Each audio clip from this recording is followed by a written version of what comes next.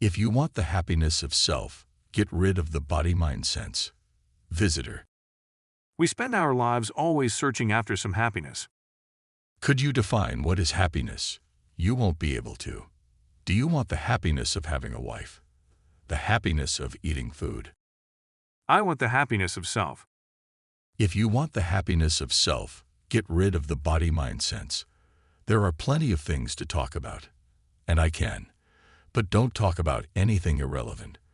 Think about that self, or the touch of I amness only. Make that the very core of your being, and you will understand that itself is the manifest Brahman. Interpreter.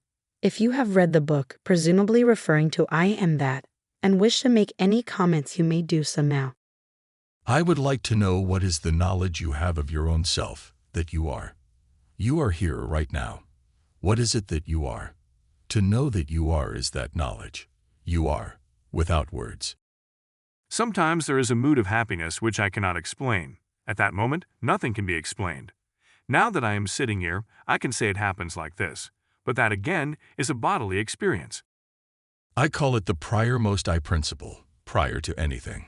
Subsequent to that, the 5 elements come out of that, conjuring up the space and the remaining 4 elements. So there, in that prior-most principle, we have to stabilize. The question now is one stabilizing downward or upward? Common parlance has it that I am getting elevated, my position is getting higher and higher. But it is not so. We have to subside, settle down into our original state, in our prior-most state. So I prefer to call it the lower state. To subside into one's foundation, sink into the source. From your standpoint, what is knowledge? Knowledge is that which is collected by the words or their meaning, which means the mind. But that is not the self-knowledge. Self-knowledge cannot be captured by words or the mind. You are sitting here. You are. Prior to words. Now the hearsay goes. I am. I am means the flow of mind has started. Now whatever you say with that I amness through the mind about you, you have represented as yourself. But that is not so. The traditional knowledge comprises whatever is collected through this mind or through the words, externally. But that is not self-knowledge, which is prior to that also. How could there be any bondage or shackles to the Atman? It is only the meaning of the words which one accepts for oneself that becomes the shackles. We want only that self-knowledge which is acceptable or palatable to the mind, not true knowledge. But that which is accepted by the mind is only a yoke. The Atman principle remains untouched by the meaning of the words that flow from it. Even the 4 aspects of the language do not touch it. Words trying to describe that original, primordial state invariably fail. That is why the mind sinks into quietude, and why the Vedas settle into quietude. And when there are no words to use, it means there are no Vedas. Even in the worldly, everyday life, you must develop the conviction that whatever language sprouts out of you is the language of the Vedas only. This means that you must have that purity in you. We must be purified to that extent. In order for the Veda language to come out of us, it is not a question of being purified or not purified. One has to understand the principle. Whatever I say, you must apperceive directly, without the filter of the words. Because, if we accept the words, what happens? Based on those words, we create a concept. And then based on that concept, we accept that for what we are. We create an image based on a certain concept based on the words we think we are hearing. But that is not jnana. Only that which is directly apperceived is knowledge. The capital we have is this knowledge I am. But what have we done? We have handed over that knowledge to the body, and we say I am the body. Thereby we have reduced the totality, the limitless to the limited, being a specified insignificant body. And that is why, being unable to give up this association with the body, we are afraid of dying. If any idea is traumatic, it is the idea of death. Why? Because we are not able to disassociate ourselves from this identity with the body.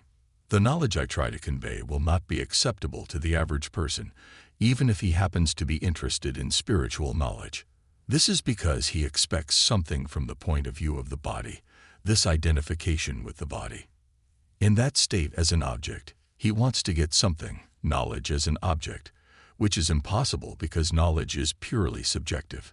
How amusing it is that all of you are listening to what I am saying but do not accept what the words are trying to express regarding your identity. You listen, but the real meaning underlying the words is not accepted. There is no receptivity for what is being conveyed. It is only a rare one who directly apperceives what I am trying to say without the words, 1 in 10 million. You all entertain a certain concept, and whatever I say you are trying to have within the limits of that concept. Then you say, yes, that is acceptable to me. You listen to me once, twice, or several times. Then at the end of a certain period you come to the conclusion, I have not benefited much from Maharaj's words. Why? Because based on the words you are trying to create an image about yourselves, and when whatever I say appeals to you according to that concept, you say yes, now I have got the knowledge, and now I understand what Maharaj is saying and Maharaj is right. Why? Because what I say appeals to your concept. I would like to know from all of you whether what I say appeals to you as truth and is beneficial. When does one say that it is beneficial? When it tallies with the concept one cherishes. Then you say, yes, it is beneficial. And when it does not tally, you say, sorry, that does not appeal to me, it is not for me. We stick to the words and the meaning, forgetting that what we are is prior to even the beginning of not only the word, but also the first basic thought. Then there is no communication, no grasp of what is being said. I started saying that that which you are is prior to any words or thoughts. So that cannot be identified as such. You can have a word and meaning for almost anything. But for this being there is no author, no word. Any other thing has been or can be acquired. But with respect to this, there is no acquisition. You are that. Many of these yapitabas, even those who consider themselves as jnani, are still entangled in the concept based on certain words. Any mind or word-created design can have no real significance to you, for it is only conceptual. Your true nature is such that it can have no color or design. I have read the questions and answers from I Am That. I found it hard to understand how Maharaj, though in the body, always answers questions from the highest level only, and somehow it has filled me with the greatest happiness. It may be bodily happiness also. I do not want to say anything about that. But both of us, my son and myself, have had supreme moments of joy, peak experiences if you like, during the reading of some of the answers.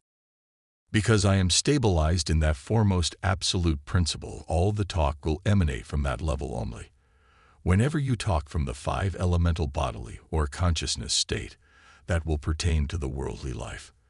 But this is purely the knowledge related to the highest.